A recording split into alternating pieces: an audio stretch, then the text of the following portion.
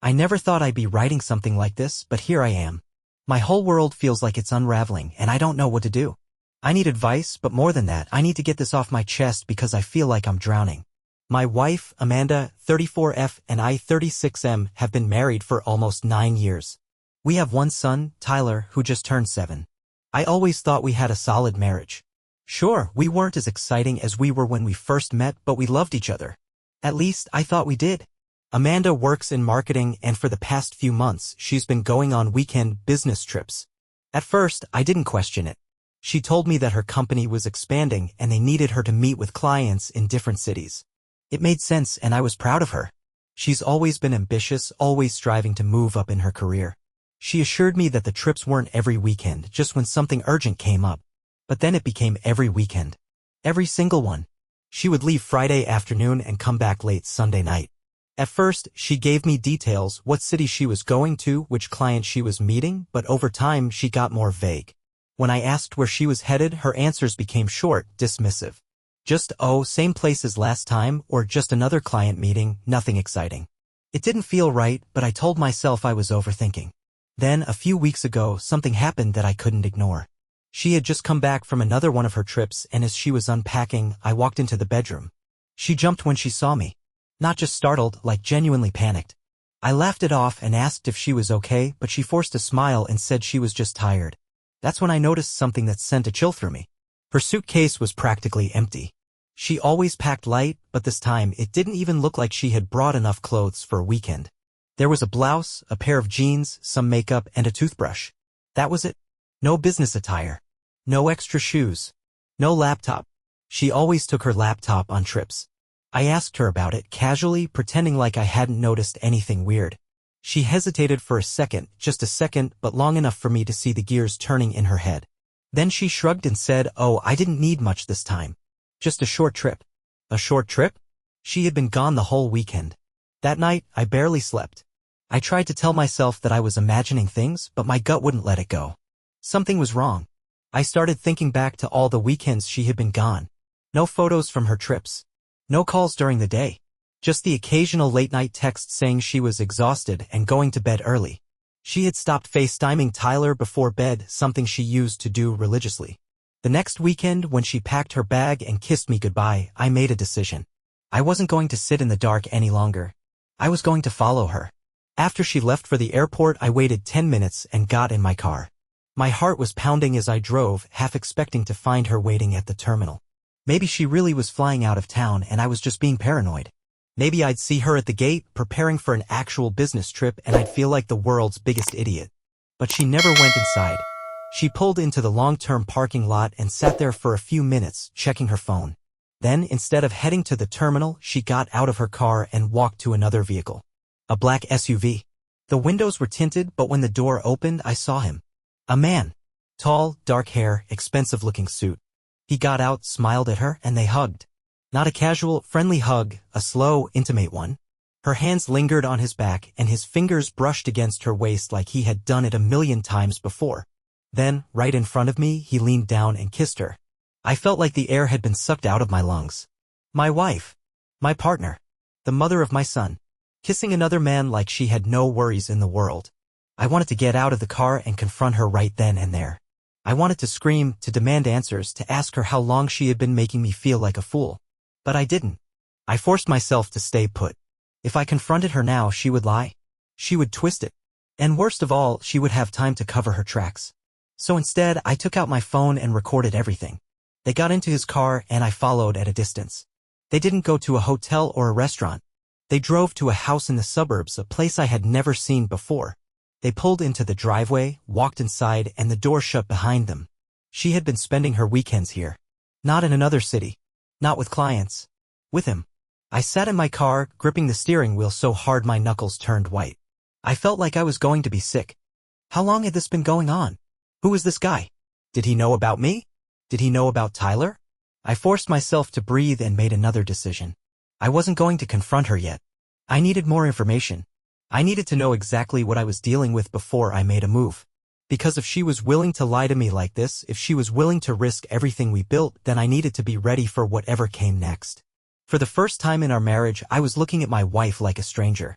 and I wasn't sure if I'd ever see her the same way again. I didn't go home right away. I couldn't. Sitting in that car, parked a few houses down from where my wife was spending the weekend with another man, I felt like I was outside of my own life, watching it crumble from a distance. The anger hadn't fully set in yet. Right now, all I felt was disbelief. This wasn't just an affair. It wasn't some drunken mistake or a moment of weakness. She had an entire routine for this. A well-planned, well-practiced system of deception. Every weekend, she looked me in the eye, kissed me goodbye, and walked straight into another life. I couldn't let her know I was on to her. Not yet. If I confronted her now, she'd lie. She'd deny it, gaslight me, make me feel like I was crazy. I needed to know everything before I made my move. I pulled out my phone and took more pictures of the house, zooming in on the license plate of the black SUV. If I was going to find out who this guy was, this was my best lead. I searched for a pen in my glove compartment, scribbling the plate number onto an old receipt. My hands were shaking so badly I almost dropped it. Then I did something I never thought I would do. I called a private investigator. I found a guy online with good reviews, someone discreet, someone who specialized in infidelity cases. His name was David Price, and when he picked up, I got straight to the point. I need you to find out who owns a car. There was a pause on the other end of the line. Sir, are you looking into a spouse? I hesitated for half a second. Yes. David sighed like he had heard this story 1,000 times before. All right. Give me the plate number and I'll get back to you within 24 hours. I ended the call, gripping my phone like it was the only thing keeping me from falling apart. I watched the house for another hour, waiting, hoping for something, anything that would make this feel less real. But all I saw were the lights in the living room. A shadow moving past the curtains. And then nothing. I drove home in silence. Sunday night, Amanda came home like nothing had happened. I was sitting in the living room when I heard the front door open. I turned to look at her, half expecting her to look different, to have guilt written all over her face. But she didn't. She looked exactly the same. Like my wife. Like the woman I had spent almost a decade building a life with. Hey, babe, she said, setting her bag down by the door. Missed you. I forced myself to smile. Missed you, too. She walked over and kissed me on the cheek, and I had to fight every instinct to pull away. Her lips had just been on him. Did she even think about that? Did she stand in this exact spot, weekend after weekend, kissing me with the taste of another man still on her mouth? I swallowed back the bile in my throat and asked the question I already knew the answer to. How was the trip? Amanda stretched her arms like she was exhausted, running a hand through her hair. Ugh, so long. The client was a nightmare. I just want to shower and sleep. She was flawless. No hesitation. No nervous tics. If I didn't know better, I would have believed her. I nodded. You deserve a break. Why don't you go relax? I'll take care of Tyler. She smiled, leaning down to kiss me again, and this time I couldn't do it. I turned my head slightly, pretending to be focused on the TV. She didn't seem to notice. As soon as she disappeared into the bedroom, I pulled out my phone and checked my messages. David had already gotten back to me. The text was short, but it hit me harder than I expected. David Price, plate belongs to a Michael Reynolds, 42, lives in Westfield. Works as an executive at a financial firm. Divorced 3 years ago. Let me know if you need more. Michael Reynolds. I didn't recognize the name, but that didn't mean much. Amanda had always been social. She met people through work, through friends, through industry events. Had he been in her life for years? Was this recent? I opened Facebook and typed in his name. There he was. Michael Reynolds. His profile picture was exactly what I expected, a well-groomed, expensive suit, fake confident smile. He looked like the type of guy who got whatever he wanted. And apparently he wanted my wife. Scrolling through his profile, I found what I was looking for. Pictures of his house. The same damn house Amanda had walked into. I clicked through the photos, my stomach twisting. There were vacation pictures, Hawaii, Italy, some fancy resort in Mexico. I kept scrolling, my heart pounding, my vision blurring, until I found it. A photo from 2 months ago. Michael sitting at a beachside restaurant. A glass of wine in his hand. And in the background, blurred but unmistakable, Amanda. She wasn't looking at the camera. She was laughing, her hair pulled back in a ponytail, wearing a dress I had never seen before. A dress she had never worn for me. I stared at the screen, my pulse hammering in my ears. This wasn't some weekend fling. This had been going on for months. Maybe longer. I had the proof now. I knew his name, his face, where he lived. And most importantly, I knew that Amanda had been lying to me without hesitation, without remorse, without a single crack in her carefully built deception. The only thing left was deciding what to do with it. I could confront her now. Show her the pictures, demand the truth, let the rage out. Or I could wait. Gather more evidence. Find out exactly how deep this went. Because something told me that Amanda wasn't just cheating. She was planning something. And if she thought she was going to blindside me, she was dead wrong. I barely slept that night. Every time I closed my eyes, I saw Amanda with him, Michael Reynolds. I saw her laughing in his car, slipping into his house, kissing him like I didn't exist. It wasn't just betrayal. It was something deeper, something crueler. She was living two lives, and I had been stupid enough to believe I was the only man in hers. I had the proof, but I wasn't ready to confront her. Not yet. If she had been lying this well for this long, I needed to be smart. If I rushed into this without a plan, she could twist it, turn it on me, and I wasn't going to give her that chance. I needed leverage, not just proof of the affair, but proof of what she was planning. Because I was convinced now this wasn't just a fling. Something bigger was happening, and I needed to find out what. The next morning, I texted David, the private investigator. I need more. Can you find out how long they've been seeing each other? He replied almost immediately. David Price, give me 2 days. I'll track her movements, check for past records, anything I can find. 2 days. That was fine. I could pretend for 2 more days. At breakfast, Amanda acted normal. She sat across from me, sipping her coffee, scrolling through her phone like she didn't have a care in the world. She even smiled at me like she hadn't just spent the entire weekend with another man. I forced myself to act normal. You busy this week? She barely looked up. Yeah, a little. But I'm heading out Friday again, so I need to catch up before then. Friday. Another weekend with him. I smiled, pretending like I didn't know. Yeah, of course. She kissed me before leaving for work, and I stood in the kitchen, staring at the door after it shut behind her. I needed to be ready by Friday. 2 days later, David called me. His voice was serious. This is bigger than you think, he said. My heart pounded. Tell me. She's been seeing him for at least 1.5 years. Maybe longer. I found photos of them together going back to last summer, same house, same routine. She's not just cheating, man. She's got a second life with him. 1.5 years. My stomach twisted. I had been nothing but a placeholder. There's something else, David continued. I followed her after work yesterday. She didn't go straight home, she stopped by a small electronics store and bought a burner phone. I gripped my phone tighter. A burner? Yeah. She paid in cash. She's hiding something, and whatever it is, she doesn't want a digital trail. I had thought this was just an affair. But people don't buy burner phones just to cheat. They do it when they're hiding something serious. What the hell is she planning? I muttered. David sighed. That's what we need to find out. I hung up and sat there in my office, staring at the wall. Amanda had gone all in on this. A second man, a second life, a second phone. Whatever she was doing, she was getting bolder. And Friday was coming fast. Friday afternoon, Amanda packed her bag like always. She kissed Tyler goodbye, told him to behave for Daddy, then turned to me with that same empty smile. I'll be back Sunday night. I forced a smile back. Safe travels. She left at exactly 4:30 p.m. Like clockwork. And this time I followed her from the second she pulled out of the driveway. She took the same route to the airport, parked in the same long-term lot, and sat in her car for a few minutes, texting. Then, just like before, she got out and walked straight to Michael's SUV. They kissed.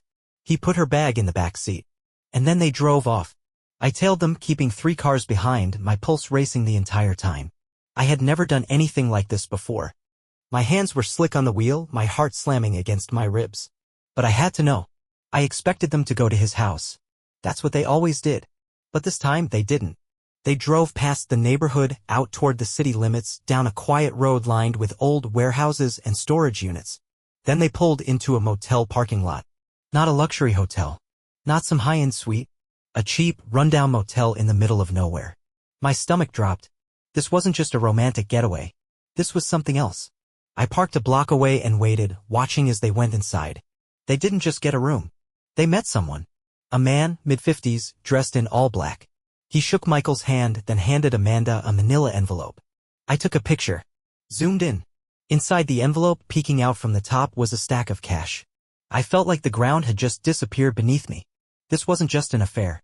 This was something else entirely. And for the first time, I wasn't just afraid of losing my wife. I was afraid of what she was involved in. I sat in my car, gripping the steering wheel so hard my knuckles turned white. My breath was uneven, my pulse hammering so loudly in my ears I could barely hear anything else. I had followed my wife expecting to confirm an affair, but now I was staring at something much worse. Cash. A manila envelope full of cash. A shady meeting at a motel instead of Michael's house. A third unknown man handing my wife money like it was a business deal. I took a few deep breaths and forced myself to think logically. If Amanda had been just cheating, there would be no reason for an envelope of cash. No reason for secrecy beyond the affair itself. No need to meet in a motel parking lot instead of Michael's house. This wasn't about infidelity anymore. This was something else. I took as many pictures as I could before they disappeared into the motel. Michael, Amanda, the older man, the envelope. My hands were still shaking, but I managed to get clear shots. I had no idea what I had just witnessed, but I needed to find out fast. I considered following them inside, but I knew that was a stupid move. If they saw me, I'd be caught. The moment Amanda knew I was onto her, she'd start covering her tracks. I couldn't let that happen. I needed a plan. I drove away, hands still shaking, and parked in a gas station a few miles away. My mind was racing with every possibility. Was she into something illegal? Was she hiding money? Was Michael using her for something? I needed answers and I knew exactly who to ask. I called David, my PI. When he picked up, I didn't even bother with a greeting. I need you to find out who Amanda met at the motel. There was a pause. Then, motel? I filled him in, every detail I had just witnessed, the location, the unknown man, the cash. David let out a slow exhale. That's not a normal affair. No shit, I muttered. I can pull records, but if this guy operates off the books, it's going to take time. If they used credit cards for the motel, I might be able to find something quicker. I'll get back to you as soon as I have a name. I nodded even though he couldn't see me. Make it fast. I hung up and just sat there, staring at the dashboard. I wasn't sure how much more I could take. I had prepared myself for betrayal, for heartbreak. But I hadn't prepared for this. What the hell was Amanda involved in? I spent the rest of the weekend in a daze. Every time my phone buzzed, I jumped, expecting another update from David. But the only messages were from Amanda. She sent a few texts Saturday morning, casual as always. Amanda, hope Tyler's being good for you. Miss you both. Amanda, flights delayed Sunday, might be home a little later than usual. I stared at those messages for a long time. How easily she lied. How effortlessly she kept up the act.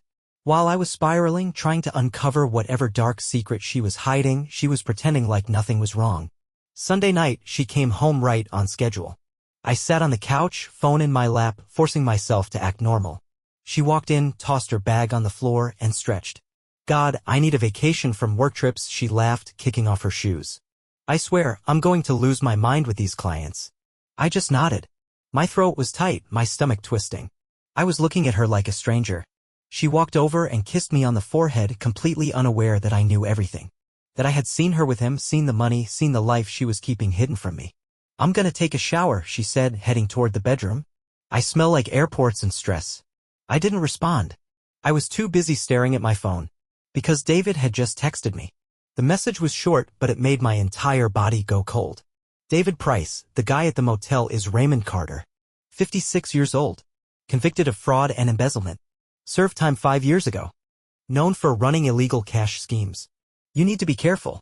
I read the text again. And again. Fraud. Embezzlement. Illegal cash schemes. I had been right. This wasn't just an affair. This was something much, much worse. Amanda wasn't just lying about her weekends. She was involved with a criminal. I sat there, gripping my phone as my wife hummed to herself in the shower. Completely unaware that I had just uncovered the biggest secret of her life. I had no idea how deep this went. But I was about to find out. And when I did, there would be no coming back from this. I sat there in silence, staring at my phone, rereading David's message over and over again. My wife wasn't just cheating. She wasn't just living a double life with some random guy. She was involved in something illegal. Fraud. Embezzlement. A convicted criminal. My breathing was slow, controlled, but inside I was unraveling. How deep did this go? Was she laundering money? Was she moving illegal funds? Was she just an accomplice, or was she fully aware of what she was wrapped up in? I had 1,000 questions racing through my mind, but one thing was clear, Amanda wasn't who I thought she was. I heard the shower turn off. Water dripping. The soft hum of my wife's voice as she wrapped herself in a towel and walked into our bedroom. She was so comfortable, so sure that her secrets were safe. I clenched my fists, forcing myself to stay still. Every instinct in my body screamed at me to get up, to storm into that bedroom and demand the truth. But I couldn't. Not yet. If I confronted her now, she'd deny it. She'd twist the story, gaslight me, maybe even try to make herself look like the victim. She was too good of a liar and I wasn't going to give her the chance. I had to control this. I had to be the one who dictated how this ended. Monday morning I sent David another message. I need more. I need to know exactly what she's involved in. Follow her. Watch everything. I want to know every move she makes. David responded almost immediately. David Price, understood. I'll update you as soon as I have something solid. I didn't go to work that day. I told my boss I wasn't feeling well and stayed home. I couldn't focus on anything except the weight of what I had just uncovered. Amanda went about her morning routine as if nothing was wrong. She kissed me goodbye, smiled, told me to have a good day. I let her. I watched her walk out the door, knowing damn well that the moment she left, she was walking back into whatever life she was hiding from me. I waited an hour before going into our bedroom. Her suitcase was still on the floor, half opened from the weekend. My hands were shaking as I unzipped it completely. Inside, I found exactly what I expected. No business documents. No work notes. No signs of anything related to her supposed business trips. Instead, I found a different set of clothes than the ones she had packed. A silk dress I had never seen before. A pair of heels that looked brand new. A makeup bag filled with expensive brands she never wore at home. Then I found something that made my entire body go cold. At the bottom of her bag, tucked beneath a folded sweater, was a second phone. I held it in my hand, staring at it, feeling like I had just uncovered a loaded gun. This wasn't a backup phone. This was a secret phone. The same one David had told me about. The one she had paid for in cash. The one she didn't want me to know existed. I took a deep breath and turned it on. It was locked, of course. A different passcode than her usual one. But I wasn't an idiot. I knew her habits. She always used variations of the same numbers. I tried her birthday. Nothing. I tried our wedding anniversary. Still nothing. Then, almost as a joke, I tried the only other date I could think of. June 12th. The phone unlocked instantly. June 12th. What the hell was on June 12th? I didn't have time to dwell on it. The second the phone opened, I was staring at dozens of text messages. Not from random contacts, not from coworkers or family. Every single conversation was with one of two people. Michael and Raymond Carter. I felt sick. I scrolled through the texts, my hands trembling. There were weeks of messages between Amanda and Michael. Some were exactly what I expected, flirty, affectionate, the kind of messages that confirmed everything I already knew about their affair. But others were different.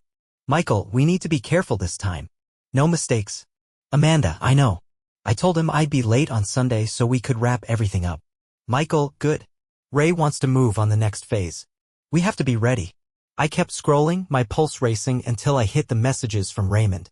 They were colder. More businesslike. Raymond, we'll finalize this weekend. I'll bring the last installment.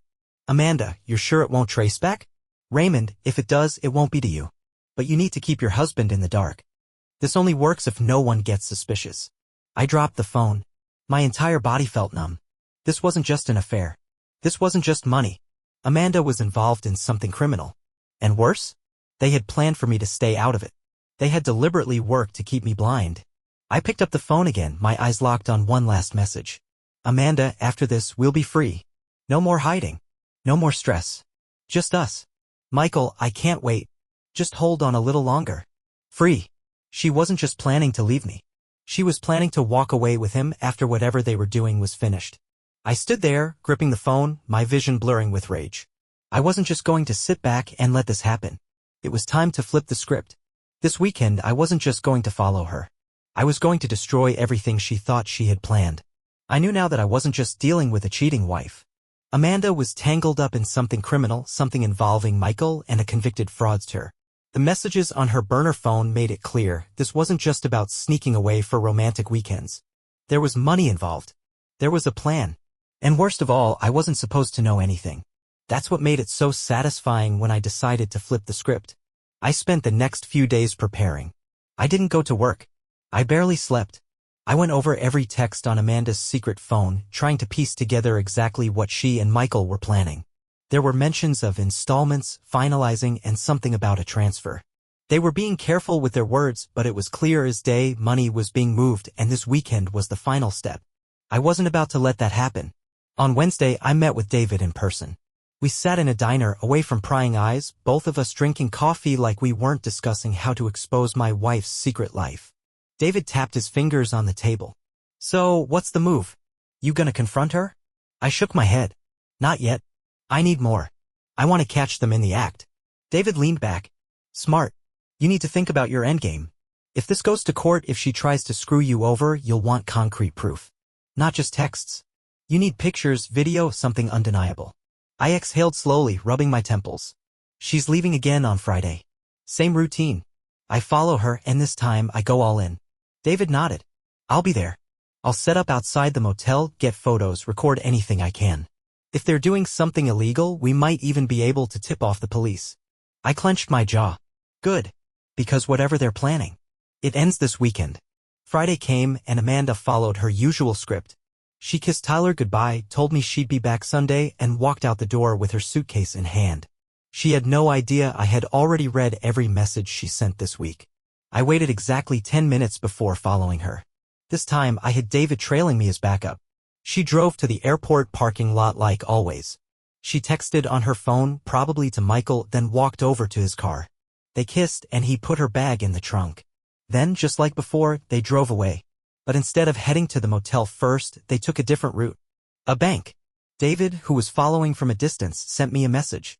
David, they're going inside. Want me to get closer? Me, yeah. Get whatever you can. I parked down the street and waited, watching from my rearview mirror. 15 minutes passed before Amanda and Michael walked out of the bank. Michael was carrying a black duffel bag. I took a picture. My stomach twisted. They weren't just moving money. They were withdrawing it. David texted again. David, I think they just took out cash. A lot of it. Me, how do you know? David, because Michael's bag was empty when they walked in. I gritted my teeth. This was it. This was the final step they had been talking about. The last installment. I tailed them to the motel, heart pounding. This time, instead of just watching, I was going inside.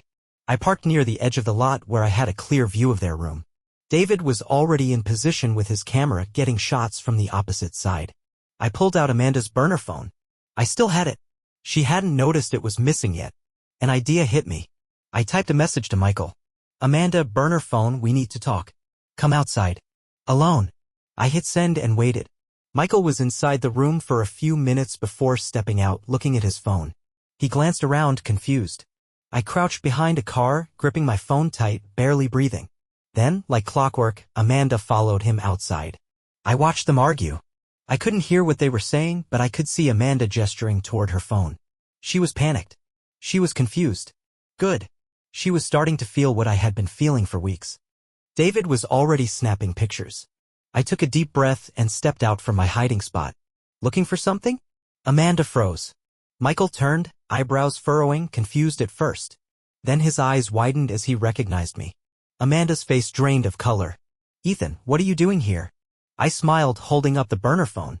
I don't know, Amanda. Why don't you tell me? Maybe start with why you're using a second phone to talk to a convicted criminal. Michael's eyes flicked toward Amanda, and just like that, the cracks started to show. Amanda's mouth opened and closed like she was searching for a way out, some explanation that would make everything disappear. But there wasn't one. I took a step closer, voice calm but sharp. How long were you planning to keep this going? Another week? A month? Were you just going to disappear once the money was gone? Michael stepped in. All right, man, let's not make a scene. I turned on him, eyes burning. You don't get to speak. He shut his mouth real quick. Amanda swallowed hard. Ethan, please, let's go somewhere private. I laughed, shaking my head. Oh no. No. We're doing this right here. Right now. I could see the fear in her eyes. The realization that she wasn't in control anymore. David stepped out from behind his car, camera still in hand. I think we got enough, he said casually. Amanda's head snapped toward him. Who the hell is that? My insurance policy, I said coldly. You see, Amanda, I wasn't stupid enough to come here alone. I wanted evidence. And now? I have everything I need.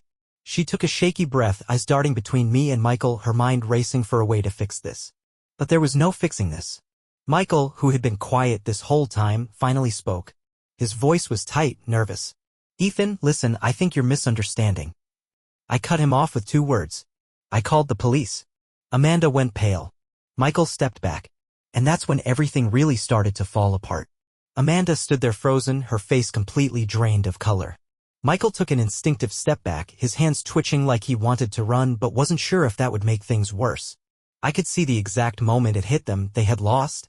I let the silence stretch between us, letting them soak in the reality of what was happening. I don't understand, Amanda finally stammered, her voice small. You called the police? I crossed my arms, keeping my expression stone cold. Yes, Amanda. I called the police. You know, those people who tend to have a problem with fraud, money laundering, and meeting with convicted criminals in shady motels. Michael's jaw clenched. You don't have proof. David, standing off to the side, let out a small chuckle. Oh, buddy, we have plenty. Photos, texts, bank withdrawals. We even have this. He held up a USB drive and twirled it between his fingers. Let's just say someone got curious and pulled some financial records. Michael's face darkened. You have no idea what you're doing. I stepped toward him, my voice low and steady. Oh, I know exactly what I'm doing. I'm taking back my life. Amanda finally seemed to snap out of her daze. She rushed toward me, her hands reaching for mine like she could somehow fix everything with a touch. Ethan, please, you don't have to do this. Let's just talk. I yanked my hand away before she could make contact. You don't get to touch me, I hissed. Not after everything you've done. Tears welled in her eyes, and for a split second I almost felt something. Almost. But then I remembered all those weekends she lied. The texts.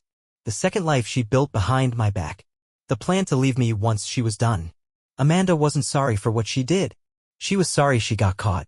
At that moment, 2 police cars pulled into the motel parking lot, red and blue lights flashing against the rundown walls. Amanda gasped, turning to me with pure panic. You really called them? Michael cursed under his breath, his body going stiff. One of the officers stepped out, adjusting his belt as he approached. We got a call about possible financial crimes in progress? I handed over the USB drive and David's folder of evidence. Yes, officer. This is everything you need. Amanda's eyes widened. Ethan, no. Michael made a run for it. He barely got 5 steps before the second officer tackled him to the ground. Amanda let out a horrified scream. Oh my God! Michael groaned, his face pressed against the pavement as they cuffed him. This is a mistake. I need my lawyer. The first officer turned to Amanda. And you, ma'am, need to come with us for questioning. Amanda spun toward me, her hands trembling. Ethan, please. I didn't. I stared at her, my expression unreadable. You did. And now you pay for it. She shook her head wildly, trying to reach for me again, but the officer stopped her. Ma'am, put your hands where we can see them. And just like that, it was over. I watched as they led Amanda and Michael toward the squad cars. Michael was still yelling about a lawyer, but Amanda, she was crying now. Real tears. I didn't feel a damn thing. Not sadness. Not relief. Just emptiness. David stood beside me, whistling. Well, that was dramatic. I exhaled slowly, shoving my hands in my pockets. Yeah. You good. I let out a small, humorless laugh. Not even close. The fallout was exactly what I expected. Amanda was questioned for hours, but they didn't charge her that night. Instead, they built a case. Michael, on the other hand, had priors. He wasn't getting out of this easily. Over the next few weeks, I prepared for divorce. I wasn't going to waste time dragging it out. Amanda tried to call me from her lawyer's office. I never picked up. I had nothing left to say to her. I told Tyler that Mommy had to go away for a while. He was too young to understand the details, and I wasn't going to destroy his perception of her. Not yet. The divorce was finalized 3 months later. She got nothing. I got full custody of Tyler. Amanda, after cooperating with the investigation, avoided jail time, but her career? Gone. No company would touch her after the scandal. She ended up moving to another city, far away from the life she had shattered. One night, months after everything had settled, I was sitting on the couch when I got an email from Amanda Walker. Subject: I'm sorry. I stared at it for a long time. Then I deleted it. She made her choices. She had to live with them. As for me, I was free. And for the first time in a long, long time, I was happy.